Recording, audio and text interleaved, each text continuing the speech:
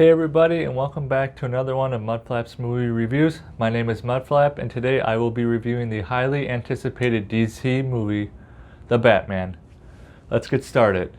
The Batman is directed by Matt Reeves, and it stars Robert Pattinson, Zoe Kravitz, Andy Serkis, Paul Dano, Jeffrey Wright, and Colin Farrell.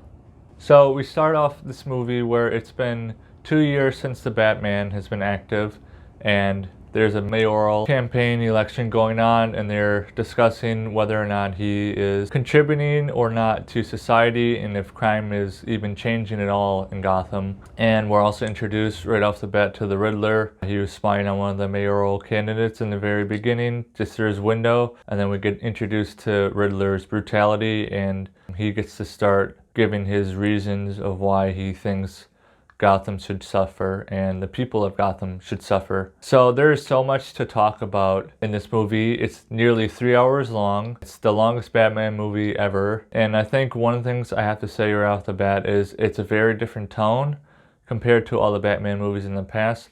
This is definitely a darker, more grittier take on the Batman. It's also a different side of the Batman that we've never seen before. The Batman in the past have been, vigilante. They use a lot of technology, a lot of brutality, but this one focuses more on the detective side of Batman, and he has some cool tech that we haven't seen any other Batman use before. And he also upgraded his Batmobile as well, which the scene where the Batmobile first turns on just gave me chills. I absolutely loved it. The crowd loved it too. It was a full house when I went last night to opening night. Just starting off the Batman movie right away, setting the scene with some narration by the Batman, and then just showing how Gotham is and how it's changed in just 2 years.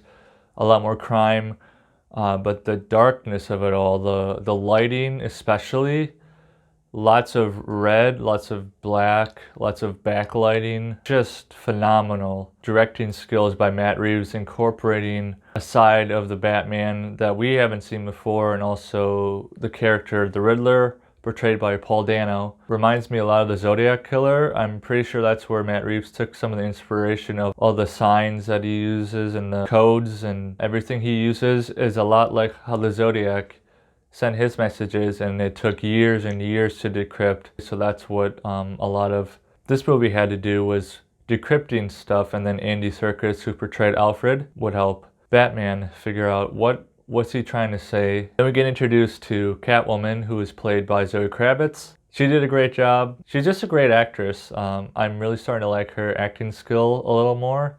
I'm not super familiar with her work, but I'm really excited to see where and if she comes back in the future.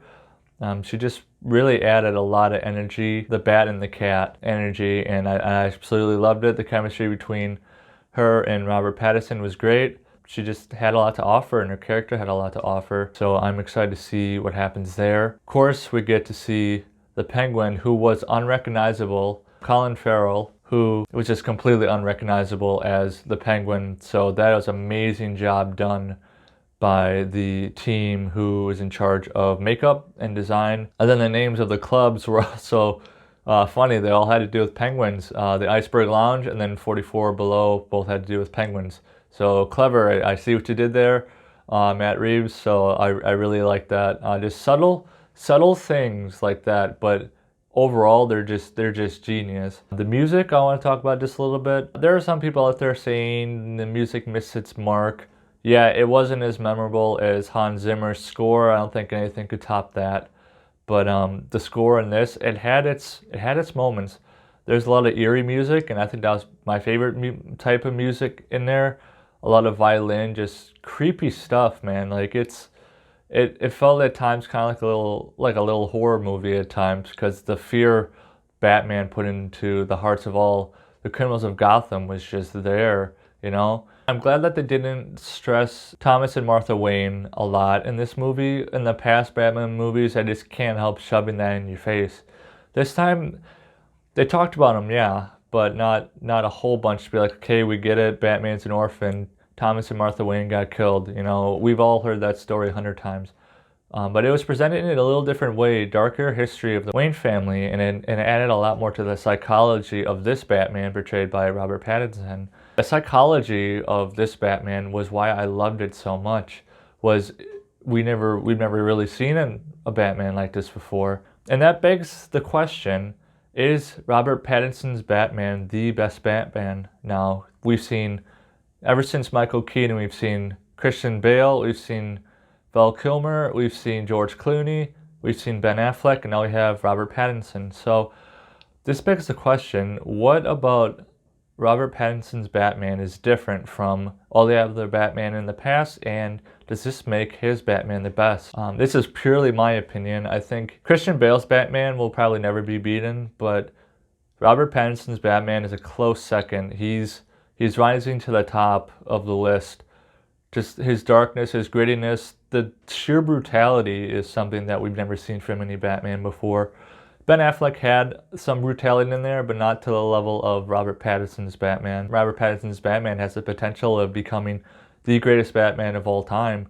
That's just my opinion, but after I walked out of the theater, I was like, man, just absolutely amazing movie. Just blew my mind in so many ways. I'm going to rank this movie 9 out of 10 Mudflaps. It just over-delivered. It lived up to the hype. A little long, but that's okay. I was loving every minute of it. The Riddler and the Batman dynamics, Paul Dano knocked it out of the park. Phenomenal job. And I can't wait to see him return in the future. Before you leave, drop in the comments below, who's your favorite Batman and why? As always, if you like this video, give me a thumbs up. Hit that subscribe button, ring that bell, and I'll see you next time.